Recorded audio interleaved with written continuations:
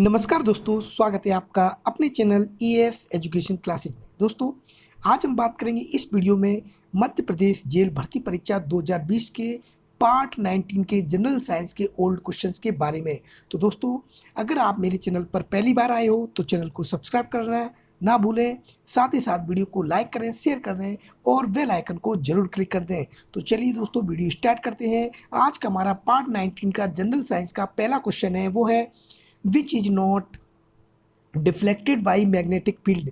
चुंबकीय क्षेत्र द्वारा विक्षेपित नहीं होता है। तो पहला ऑप्शन है प्रोटॉन, दूसरा है न्यूट्रॉन, तीसरा है इलेक्ट्रॉन और चौथा है पॉजिट्रॉन। तो चुंबकीय क्षेत्र द्वारा जो विक्षेपित नहीं होता है वो होता है न्यूट्रॉन। न्यूट्रॉन सेकंड ऑप्शन इसका करेक्ट ऑप्शन होगा, क्योंकि न्यूट्रॉन पे कोई चार्ज नहीं होता है, ना तो वो पॉजिटिव होता है ना नेगेटिव होता है। प्रोटॉन पॉजिटिव होता है, इलेक्ट्रॉन नेगेटिव चार्ज होता है और न्यूट्रॉन पर कोई चार्ज नहीं होता है, इसलिए ये चुंबकीय क्षेत्र द्वारा विक्षेपित नहीं होता है। तो ऑप्शन नंबर 2 इसका करेक्ट होगा। अगले क्वेश्चन की बात करते हैं। अगला क्वेश्चन है question number 2। An animal breath through skin as well as lung is. एक जंतु जो त्वचा तथा फेफड़ों से भी श्वसन कर सकता है, उसका क्या नाम है? तो पहला ऑप्शन है फिश मछली, दूसरा है केंचुआ, तीसरा है मेंढक और चौथा है घोंघा स्नेल। तो सबसे पहले हमें ये जानना होगा कि जो मछली है वो मछली गिल्स से श्वसन करती है, हिंदी में इसको क्लोम बोलते हैं। और अर्थमों में केंचुआ है वो स्किन से श्वसन करता है, स्किन से रेस्पिरेशन करता है। मेंढक है, मेंढक लंग से भी रेस्पिरेशन करता है और त्वचा से भी रेस्पिरेशन करता है। और चौथा है घोंघा, घोंघा भी अपनी स्किन से रेस्पिरेशन करता है। तो इसका ऑप्शन नंबर 3 करेक्ट होगा, मेंढक।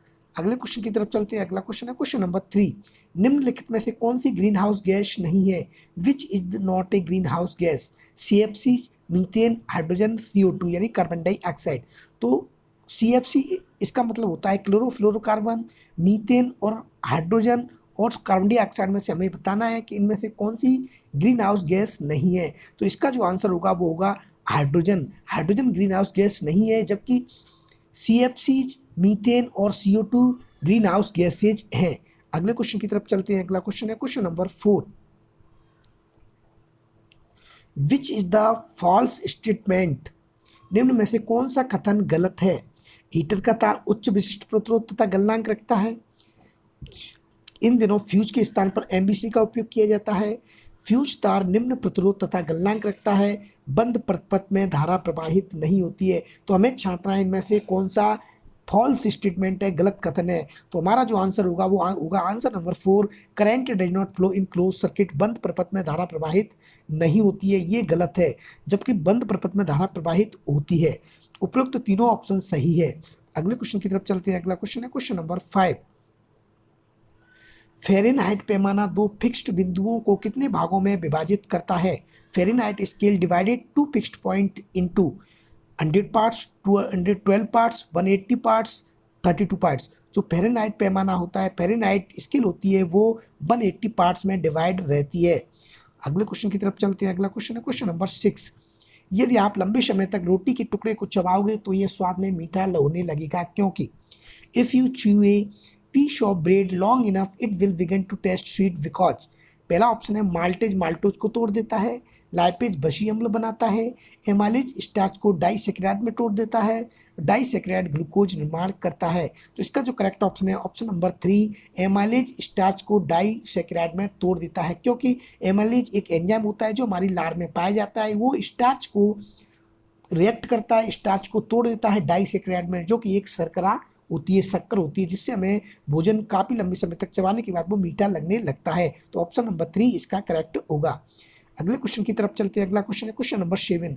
वू first coined the word cell? कोश का शब्द सबसे पहले किसने दिया? जैसा कि दोस्तों आप लोग जानते हो, कोश का शब्द की खोज की थी, वो की थी रॉबर्ट हुक नाम के साइंटिस्ट ने। तो इसका ऑप्शन नंबर 1 इसका करेक्ट होगा। सेकंड ऑप्शन है लीवेनहॉक, इन्होंने बैक्टीरिया की खोज की थी। थर्ड ऑप्शन है स्वान, इन्होंने सेल थ्योरी दी थी। और चौथा है एरिस्टोटल अरस्तु, जिनको जंतु विज्ञान का पिता कहा जाता है, फादर ऑफ जूलॉजी कहा जाता है।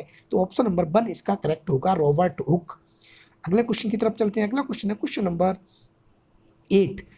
डेलाफोन is use to kill. Dalapon का उपयोग किसे नष्ट करने में होता है? तो पहला है रोडेंट्स, दूसरा है इंसेक्ट्स, तीसरा है वीड्स, चौथा है पेस्ट। तो डेलाफेन एक मेडिसिन होती है, दवाई होती है, जो बीडी साइड बोलते हैं हम इसको। ये खरपतवार को नष्ट करने के लिए प्रयोग में लाई जाती है। तो ऑप्शन नंबर 3 इसका करेक्ट होगा। अगले क्वेश्चन की तरफ चलते हैं। अगला क्वेश्चन है question number 9। The giant panda feeds mainly on the leaves of. विशालकाय पांडा मुख्य रूप से किसकी पत्तियों पर पोषित होता है, यानी कि वो किसकी पत्तियों को मुख्य रूप से भोजन के रूप में ग्रहण करता है। तो पहला है केले की, दूसरा ऑप्शन है अनार की, तीसरा है बांस की, चौथा है सहतूत की। तो इसका करेक्ट ऑप्शन होगा वो होगा ऑप्शन नंबर 3 बांस की। विशालकाय पांडा होता है वो बांस की पत्तियों पर पूर्णतः निर्भर करता है। अगले क्वेश्चन की तरफ चलते हैं। अगला क्वेश्चन है क्वेश्चन नंबर 10। वस्तु पर घर्षण बल को कम करने के लिए आप क्या प्रयोग में ला सकते हैं। तो पहला ऑप्शन है वस्तु की आकृति को सुप्रवाही बनाकर, दो वस्तुओं के मध्य संपर्क में आने वाले क्षेत्रफल को कम करके, सतह पर स्नेक तेल डाल करके, और चौथा ऑप्शन है उपयुक्त छवि। तो वस्तु पर घर्षण बल को कम करने के लिए हम उपयुक्त तीनों ऑप्शन को यूज कर सकते हैं। तो इसका ऑप्शन नंबर 4 करेक्ट होगा, उपयुक्त छवि। अगले क्वेश्चन की तरफ चलते हैं। अगला क्वेश्चन है question number 11। If the lower part of a convex lens is black and then the image form will be. यदि एक उत्तल लेंस के निचले भाग को काला कर दिया जाए तो निर्मित प्रतिबिंब होगा, यानी कि निचले वाले भाग को हम काला कर देते हैं, काला पेंट कर देते हैं जो, तो प्रतिबिंब बनेगा या नहीं बनेगा। तो पहला है पूर्ण, दूसरा है उपयुक्त दोनों, तीसरा है कम तीव्रता का, चौथा है अपूर्ण। तो जो प्रतिबिंब बनेगा वो बनेगा अपूर्ण। ऑप्शन नंबर 4 इसका करेक्ट होगा। अगले क्वेश्चन की तरफ चलते हैं। अगला question question number 12। In a neutralisation reaction an acid reacts with a base to give. उदासीनीकरण अभिक्रिया में अम्ल क्षार के साथ क्रिया करके देता है। तो पहला ऑप्शन है अन्य क्षार, दूसरा है अन्य अम्ल, तीसरा है अन्य अम्ल एवं क्षार, चौथा है लवण एवं जल। तो उदासीनीकरण अभिक्रिया न्यूट्रलाइजेशन रिएक्शन होती है अम्ल और क्षार के साथ, तो लवण एवं जल का निर्माण होता है, सॉल्ट ऑन वाटर का फॉर्मेशन होता है। ये न्यूट्रलाइजेशन रिएक्शन की सबसे मुख्य विशेषता होती है। तो ऑप्शन नंबर 4 इसका करेक्ट होगा। अगले क्वेश्चन की तरफ चलते हैं। अगला क्वेश्चन है question number 13। Growth of root in the soil is. मृदा में मूल की वृद्धि है chemotropism, phototropism, geotropism, none of the above. मृदा में जो मूल होता है, जड़ होती है, वो भूमि की नीचे की तरफ चली जाती है, इसको हम बोलते हैं जियोट्रोपिज्म, गुरुत्वानुवर्तन। तो ऑप्शन नंबर 3 इसका करेक्ट होगा। जबकि जो तना होता है वो प्रकाश सुग्राही होता है, फोटोट्रोपिज्म होता है। अगले क्वेश्चन की तरफ चलते हैं। अगला क्वेश्चन है क्वेश्चन नंबर 14। रात्रि में तारों का टिमटिमाना होता है। The twinkling of star at night is called by. प्रकाश का अपवर्तन, प्रकाश का विक्षेपण, प्रकाश का परावर्तन, प्रकाश का ध्रुवण। तो रात में जो तारे टिमटिमाते हैं, ट्विंकलिंग ऑफ स्टार्स होती है, वो घटना होती है रिफ्रैक्शन ऑफ लाइट, प्रकाश का अपवर्तन की वजह से। क्योंकि जब प्रकाश एक माध्यम से दूसरे माध्यम में जाता है तो वो अपने मार्ग से विचलित हो जाता है, भटक जाता है। इसी को प्रकाश का अपवर्तन बोलते हैं, refraction of light. Option number 1 इसका करेक्ट होगा। अगले क्वेश्चन की तरफ चलते हैं। अगला क्वेश्चन है क्वेश्चन नंबर 15। निम्न में से कौन सी ध्वनि अधिकतम आवृत्ति रखती है। विच of the following sounds has the greatest frequency. आदमी की आवाज, महिला की आवाज, सभी समान आवृत्ति रखते हैं, लड़के की आवाज। तो निम्न में से जो अधिकतम आवृत्ति रखती है वो होती है वुमेन्स वॉइस, महिला की आवाज। उसकी पिच भी बहुत ज़्यादा होती है और उसकी फ्रिक्वेंसी भी बहुत ज़्यादा होती है, उसकी आवाज़ भी बहुत तीखी होती है। तो ऑप्शन नंबर 2 इसका करेक्ट होगा। अगले क्वेश्चन की तरफ चलते हैं। अगला क्वेश्चन है question number 16। Which of the following liquids is a conductor of electricity. निम्न में से कौन सा द्रव विद्युत का चालक है। पहला ऑप्शन है विनेगार यानी सिरका, दूसरा है केरोसिन, तीसरा है एल्कोहल, चौथा ऑप्शन है कुकिंग ऑयल।